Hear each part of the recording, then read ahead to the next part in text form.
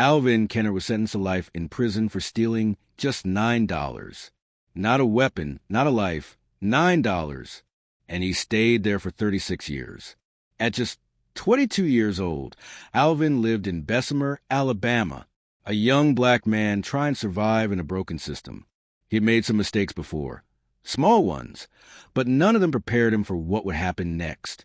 In 1983, Alvin entered a bakery and, without a weapon, took cash from the register. The total was $50. But when police caught him, the amount found in his possession was only $9. No one was harmed. No one was threatened.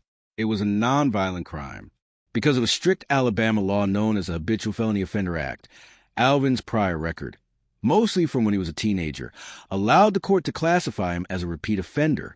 So instead of getting a few years behind bars or probation like others might, Alvin Kennard was sentenced to life in prison without the possibility of parole. And so, for stealing less than the price of a fast food meal, Alvin spent 36 years in Donaldson Correctional Facility, one of Alabama's toughest prisons. He watched generations of inmates come and go. He never gave up hope. He became a model inmate, never causing trouble, always respectful. But no one outside the prison walls even remembered his name. In 2019, a judge revisited Alvin's case after a new public defender discovered the extreme nature of his sentence. What they found was heartbreaking. A man who had reformed himself long ago, serving a sentence no longer even considered legal by today's standards.